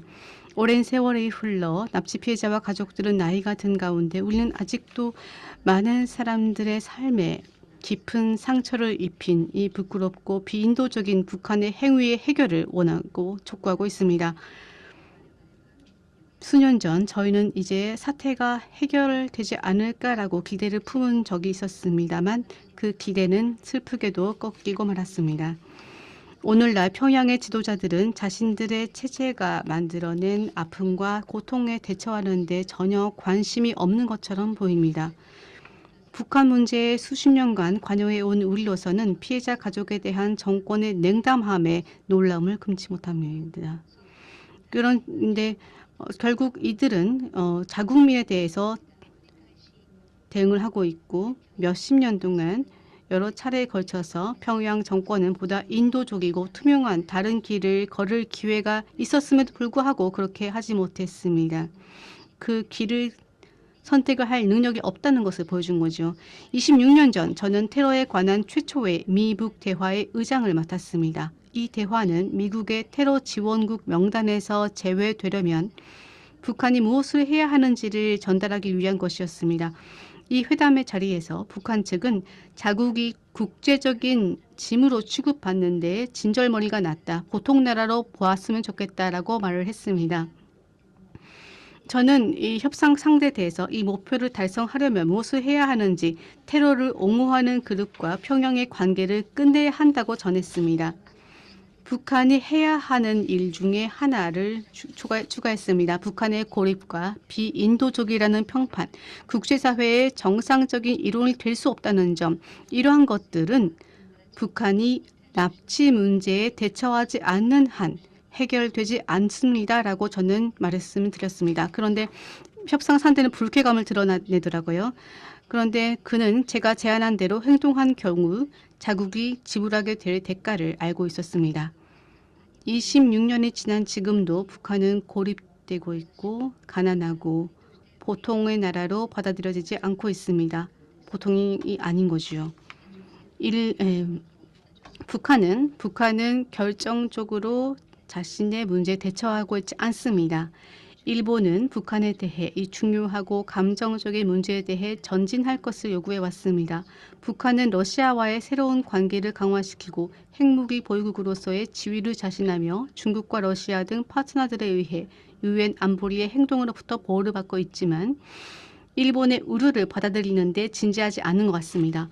사실 북한이 일본과의 대화 가능성을 내비치는 유일한 이유는 한미일 사이에 균열을 일으킬 수 있을지 여부를 확인하는 목적이라고 말씀드릴 수 있습니다. 북한은 비핵화를 통해 이웃 국가에 대한 위협을 중단하고 국제적인 외교 규범을 지키고 국민에게 존엄과 인권을 부여하고 납치 문제와 같은 사안에 효과적으로 대처하지 않는 한 국제적으로 받아들여지는 길은 없습니다. 그런데 북한은 핵 보유국으로서의 지위를 국제사회에서 인정받을 수 있다고 믿고 있습니다. 북한은 한국을 지배하고 한미 동맹을 약화시켜 미국과 일본을 포함한 동맹 파트너 사이에 균열을 일으킬 수 있다고 생각하고 있습니다. 블라디미르 푸틴과 김정은의 정상회담이 최근 열렸는데 북한은 자신들이 승리의 길을 걷고 있다는 확신을 높이고 있습니다. 그러나 북한은 일본과 국제적 파트너의 결의를 과소평가하고 있습니다. 현재도 납치 문제 해결이 북한의 이익이 된다는 점에는 변함이 없습니다. 그것은 북한을 더 나은, 더 희망찬 길로 이끌 것입니다. 북한이 마침내 옳은 일을 하기를, 그렇게 선택하기를 바라며 이 점을 그 어느 때보다 북한에 대해 호소할 필요가 있습니다. 북한에 대해 납치 피해자와 가족들이 일본에서 고령화되고 있다는 것은 한시가 시급하다는 점을 상기시키는 것도 중요합니다. 평양이 일본과의 관계 개선에 따른 이익을 누리고 싶다면 지금이 그때입니다. 감사합니다. 감사합니다. 지금 말씀의 후반에서 북한의 현재 자세가 한미일 사이에 균열을 일으키고자 하는 것이라고 지적을 해주셨습니다.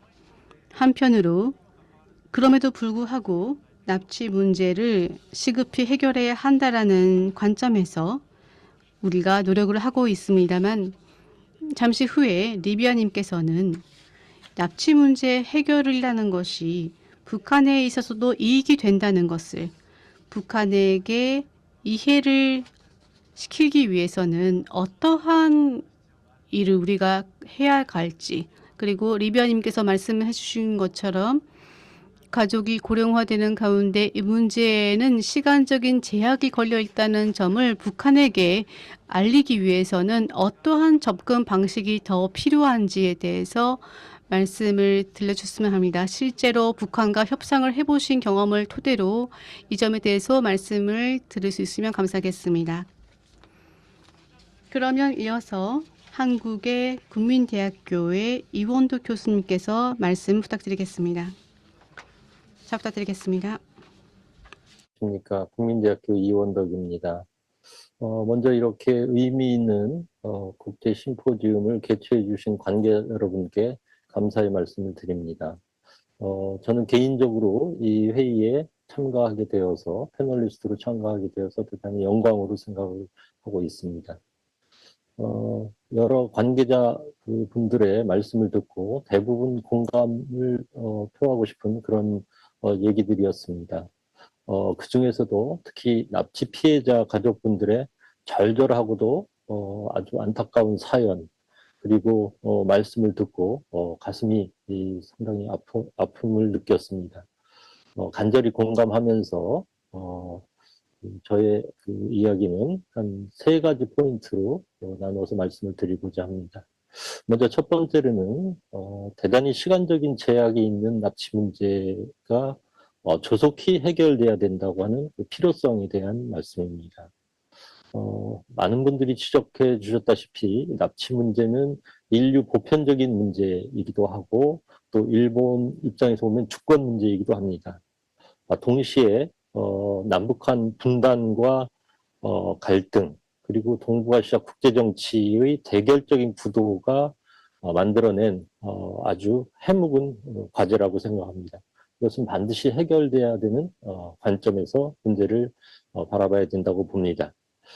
한국 또한 사실은 일본의 지금 납치 문제가 20여 년간 해결되고 있지 못하는 상황입니다만은 한국 역시 많은 북한에 대한 억류자 문제를 가지고 있고 또 납북자 또한 문제를 가지고 있습니다. 그리고 6.25 전쟁 당시의 국군 포로 문제도 안고 있습니다. 지금 우리 정부의 통계에 따르면은 북한에 납치된 전후에 납치된 한국 피해자의 수가 516명으로 되어 있습니다. 그러니까 일본과 같은 문제를 안고 있는 그런 그 분들이 여전히 많이 계시다는 것이죠. 그런데 이 문제는 기본적으로는 어떻게 보면은 북한과 일본 사이에 적대 관계가 근본적으로 개선되지 못했기 때문에 발생한 문제이기도 하다. 그래서 저는 좀 더 국제정치 전반의 문제를 구조적으로 풀어가는 석에서 이 문제를 바라볼 필요가 있다. 이런 생각을 하게 됩니다. 그래서 두 번째 말씀은 납치 문제 해결을 위해서 어떠한 바람직한 어프로치가 가능할까 하는 문제에 대해서 좀 생각해 보자 합니다. 아시다시피 일본 정부는 2006년부터 납치 대책본부라고 하는 조직을 정부 내에 설치해서 문제 해결에 전력을 기울이고 있습니다. 이것은 저희들이 볼 때 대단히 일본 정부가 슬기롭고 중요한 이 문제에 대한 대처를 하고 있다라고 이렇게 생각을 합니다.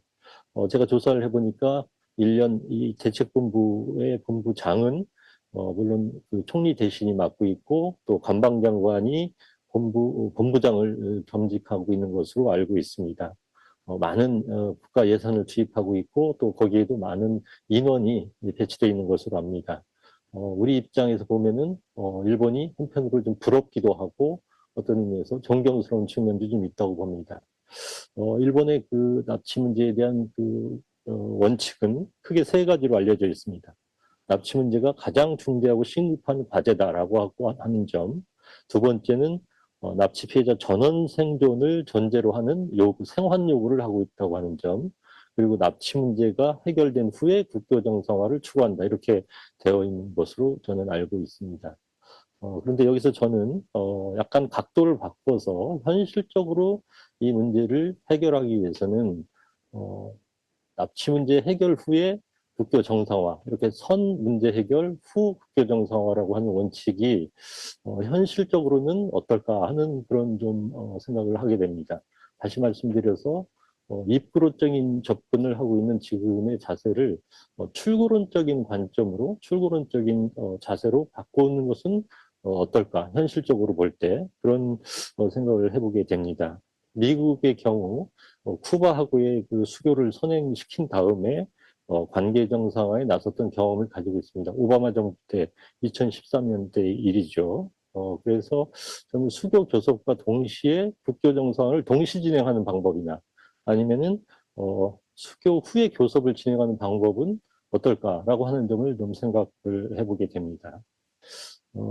모든 피해자의 생존을 전제로 하는 생환 요구를 하는 것은 일본 측에 보면은 당연한 요구이고 그러나 현실적으로 볼 때 이 북한이 과연 이 허들을 넘을 수 있을까 하는 그런 좀 생각을 하게 됩니다. 일본 측은 그 17인의 생환 요구를 하고 있고 북한은 13명 피해자 중 5명이 생환하고 8명이 사망했다. 그리고 4명은 미입국이다라는 입장을 20년간 견지하고 있습니다. 17명 중에 물론 5명은 생활을 했죠. 그래서 이 생존자 혹은 생존 가능자에 대해서는 당연히 생활 요구를 해야 되겠다고 봅니다만은 북한 측이 이미 사망자로 통지한 이 경우에 있어서는 사망자의 사망에 이르게 된 경위에 대한 철저한 조사 그리고 증거 제출을 요구하는 것은 어떨까 하는 생각을 해보게 됩니다. 북한은 3차례 보고서를 통해서 그 사망자에 대한 경위를 제출했습니다만 사실은 신빙성이 많이 떨어지고 또 증거 또한 충분치 못한 상황이죠. 그리고 증언과도 일치하지 않는 부분이 있다고 봅니다.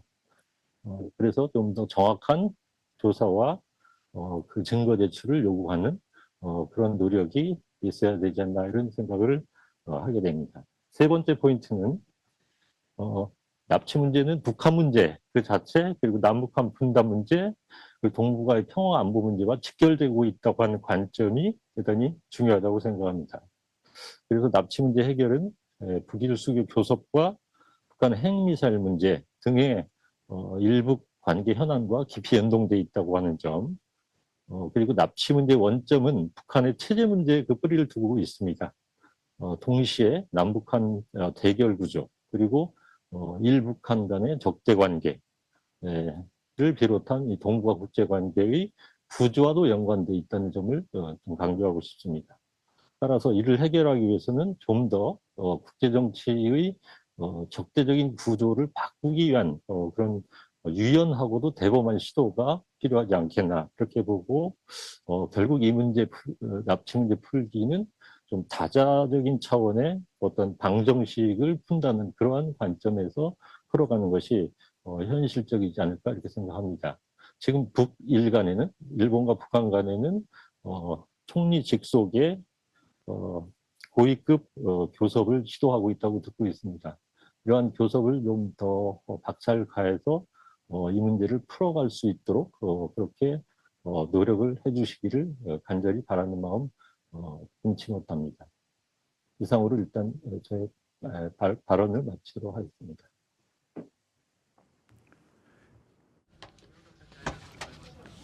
네, 이원도 교수님 감사합니다.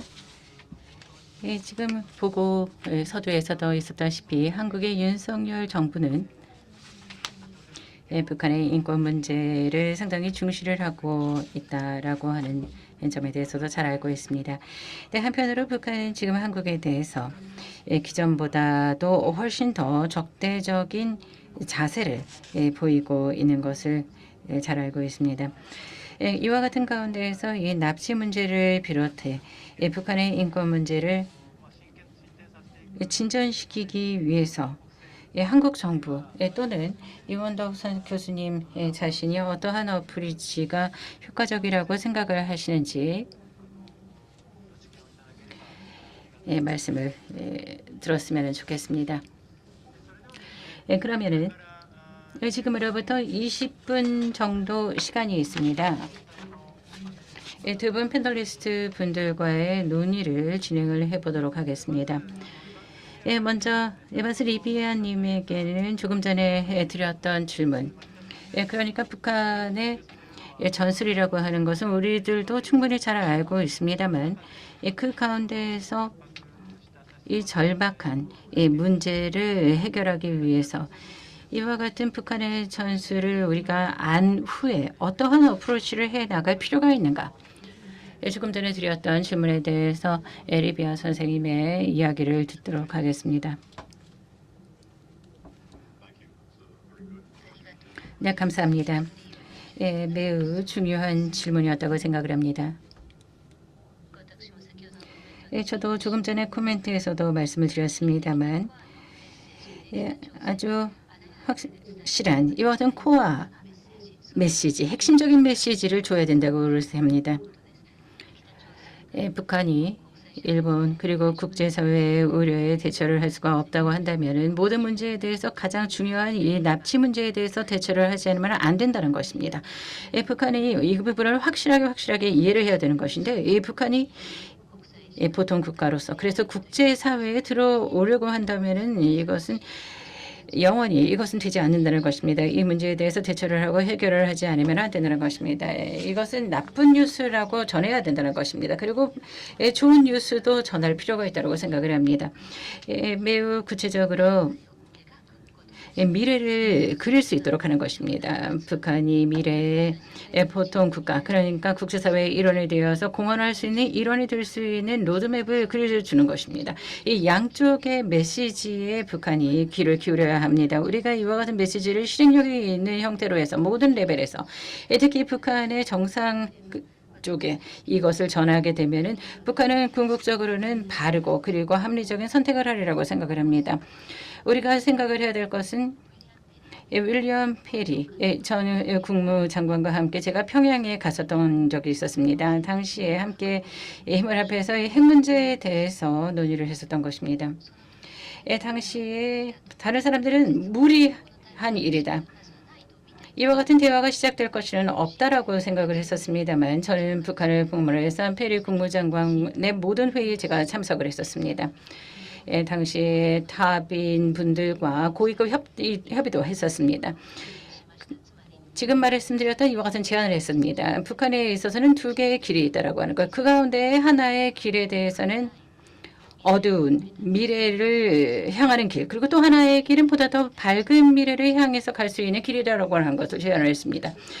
그때 중요한 메시지는 밝은 미래로 가야 된다라고 하는 것. 그러니까 어두운 미래로 가고 싶지는 않지 않느냐라고 하는 이야기였습니다.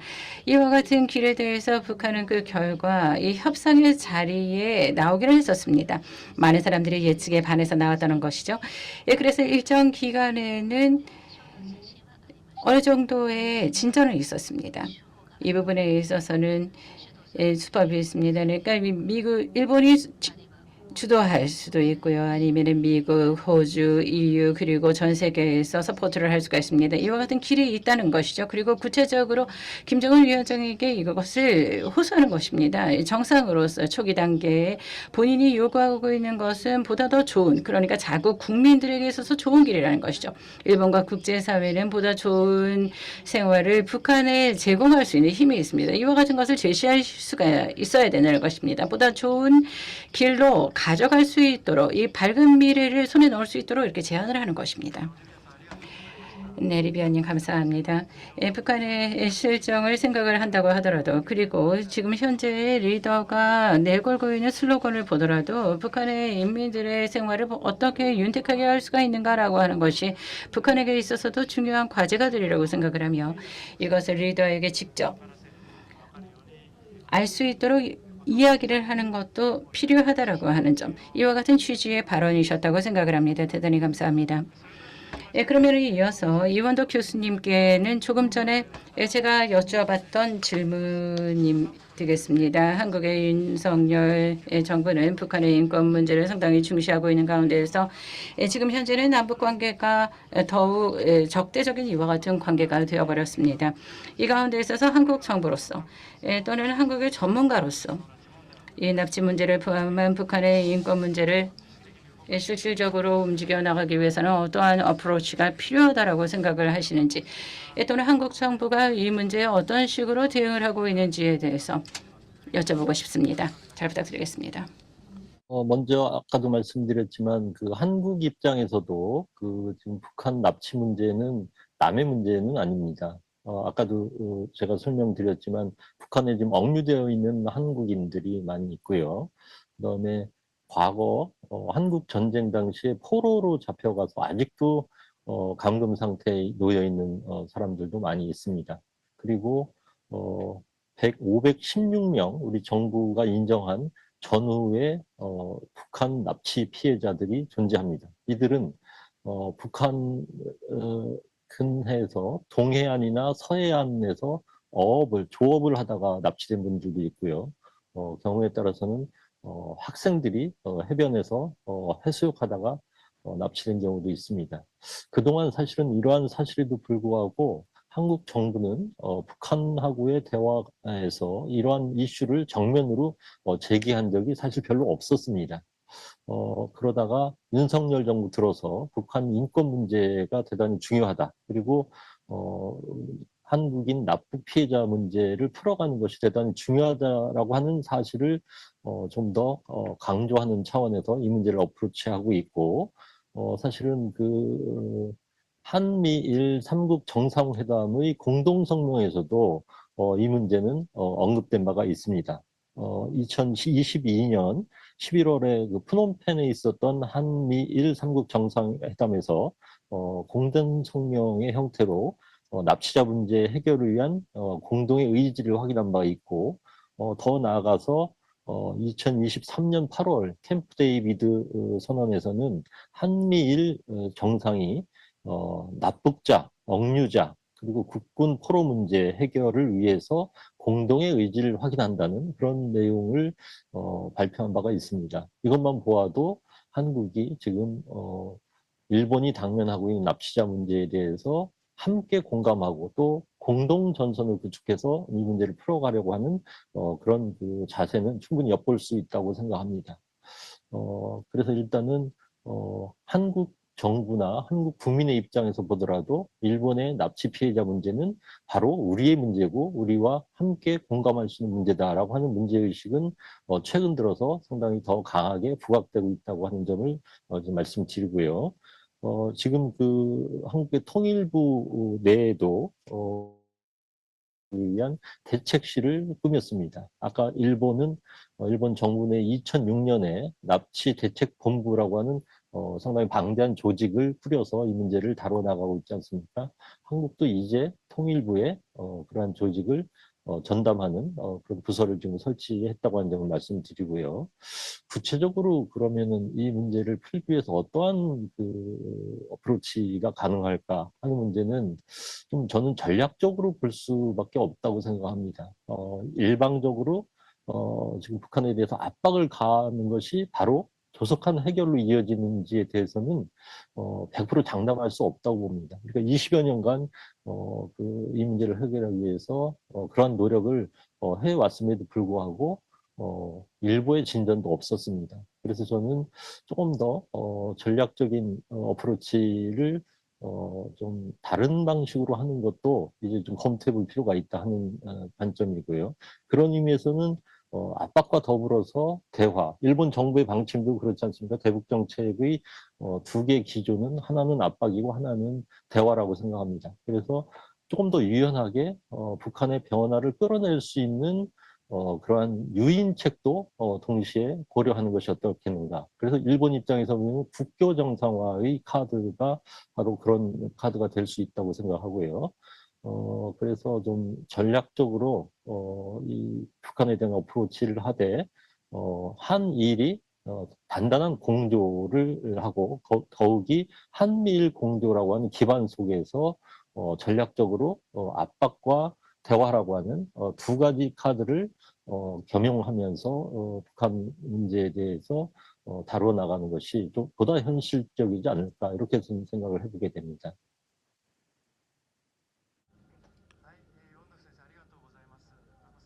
이원덕 선생님 감사합니다.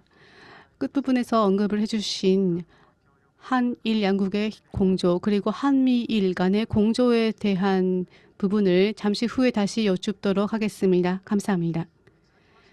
그러면 다시 앞서 세션 모두에서 말씀을 드린 대로 러시아의 푸틴 대통령이 북한을 방문을 하거나 또는 북한이 한국에 대해서 더욱 적대적인 자세를 내비치는 등 그러한 가운데서 북한의 제8차 당대회 이후에 북한은 국방력 강화 5개년 계획을 강화함과 동시에 그리고 미국과의 관계를 차단하겠다라는 이 문제를 둘러싼 국제 정세가 엄중해져 있습니다만 이 가운데 현재 일본 정부는 총리 직할의 고위급 협의를 실시한다라는 뜻을 계속 내비치고 있습니다. 이런 일본 정부의 자세에 대해서 북한은 전향적인 자세를 보이는가 하면 부정적인 자세로 바뀌는 등 자세가 일관되어 있지 않습니다.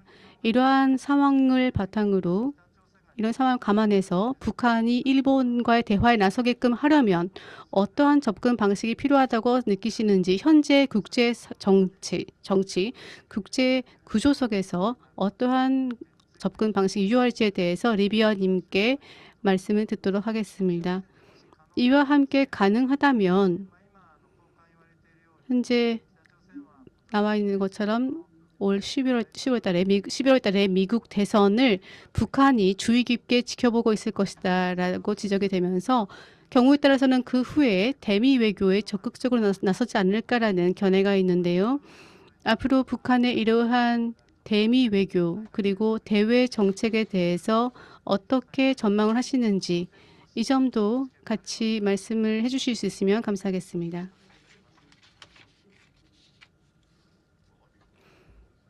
네, 알겠습니다.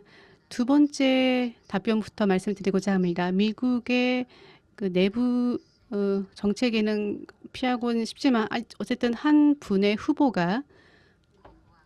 후보는 다시 대통령이 되기를 바라고 있으며 이 인물은 굉장히 흥미로운 경험을 북한에 대해 가지고 있습니다. 저는 북한 전문가 중에서도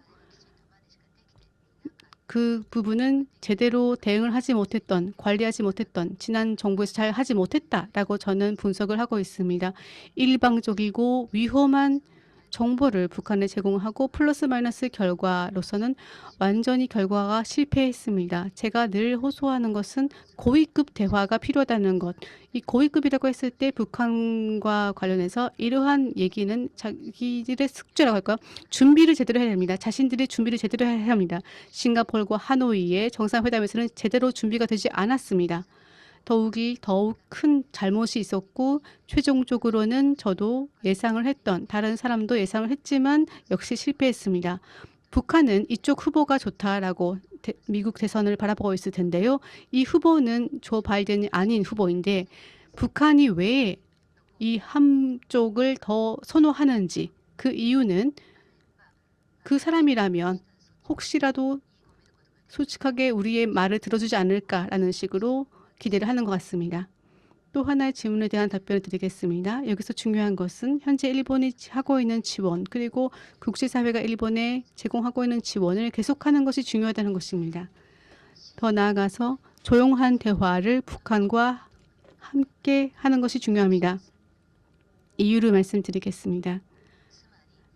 즉 모든 것이 노출되거나 폭로가 되면 모든 당사자들에게 수치스러운 것이죠. 특히 북한 당사자들에게요.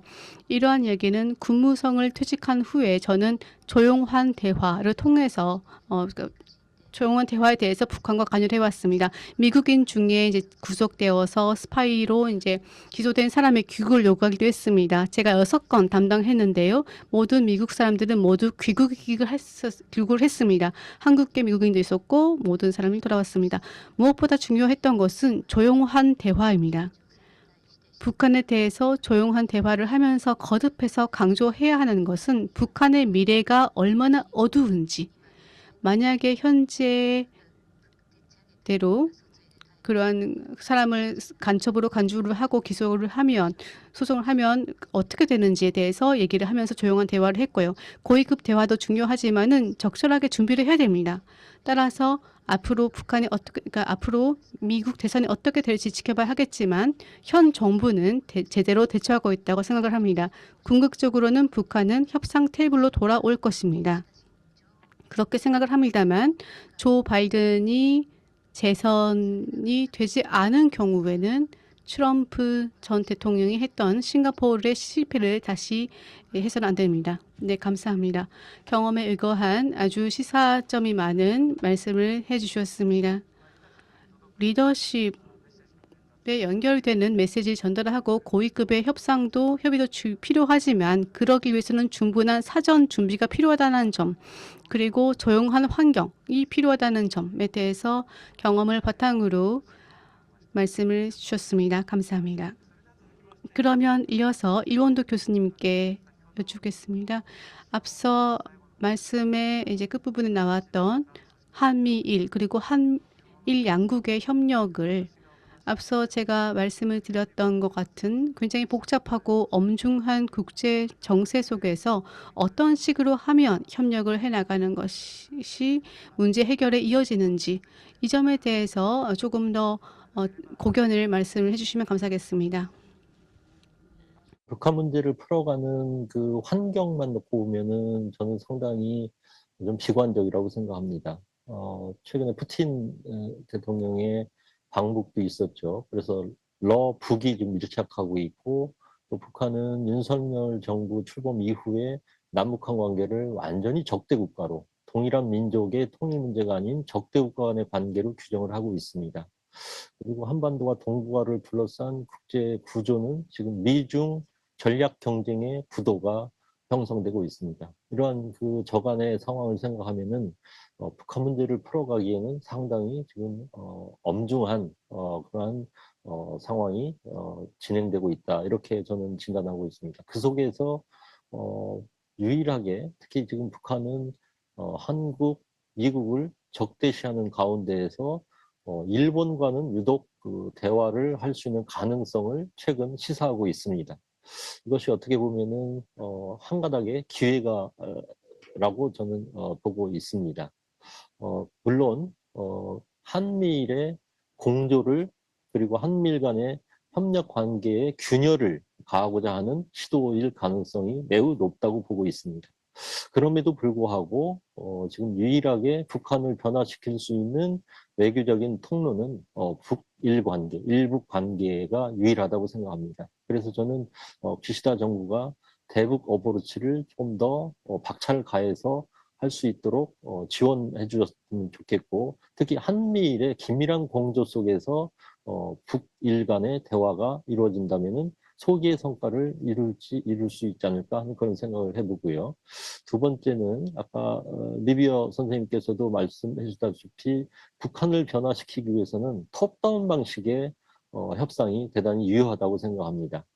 따라서 정상회담이나 고위급 회담을 통해서 북한의 변화를 주는 그러한 어프로치를 하는 것은 상당히 유효하다고 생각합니다.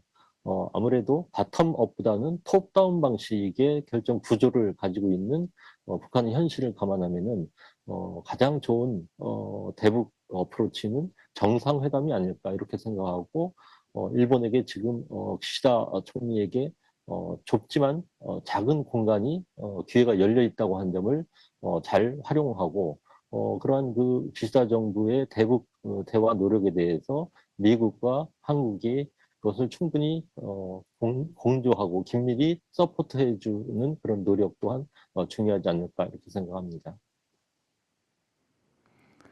はい、ありがとう。 네, 감사합니다. 두 분 패널리스트 분들로부터 시간적인 제약이 있는 이 문제를 어떻게 조속히 해결하는가에 대해서 매우 귀중한 고견을 들었다고 생각을 합니다.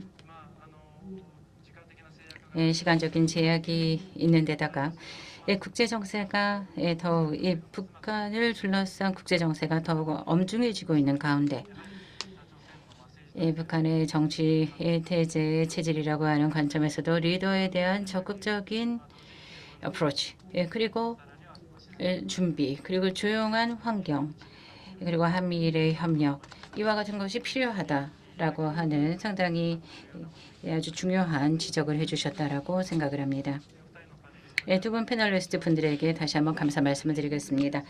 계속해서 이 문제에 대해서 관심을 가져주시고 계속된 협력을 부탁을 드리고자 합니다. 시간이 거의 다 돼갑니다. 이것으로 패널 디스커션 모두 마치도록 하겠습니다. 사회자에게 마이크를 넘기도록 하겠습니다. 두 분 선생님께 감사드립니다. 리비언님 그리고 이원덕 교수님, 니시노 교수님 대단히 감사합니다. 마지막으로 심포지움의 폐회 즈음에 야마자키 가즈유키 유엔 일본 정부 상주 대표 특명 정권 대사님으로부터 폐회사를 듣도록 하겠습니다. 야마자키 대사님 부탁드리겠습니다.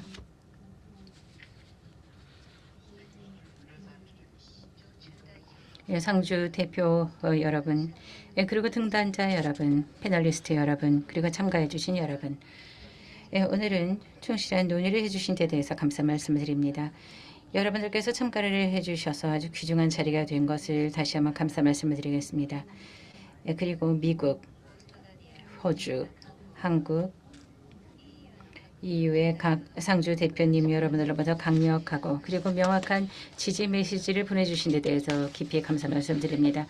상주 대표님 여러분들의 발언은 납치 문제 해결을 위한 국제사회의 폭넓은 커밋먼트를 표명하는 것입니다. 이러한 목소리는 모든 납치 피해자의 즉시 귀국을 요구한다라고 하는 우리들의 공통된 결의를 강조하는 것입니다. 오늘 우리들은 일본, 미국, 태국 가족분들의 목소리를 듣는다라고 하는 아주 통절한 교육을 가졌습니다. 그분들의 증언은 그분들이 오랜 기간에 걸쳐서 경험해온 헤아릴 수 없는 고뇌와 견디기 어려운 고통을 말해줍니다. 그분들로부터 공유받은 경험은 납치 문제 해결이 급선무라고 하는 사실을 우리들에게 새삼 깨닫게 해줬습니다. 그리고 또한 존경하는 패널리스트 분들의 깊은 통찰로 가득한 관점을 공유해 주신 데 대해서 깊이 감사 말씀을 드립니다. 패널리스트 분들의 전문 지식은 우리들의 이해와 전략을 심화하는 데 불가결한 것입니다.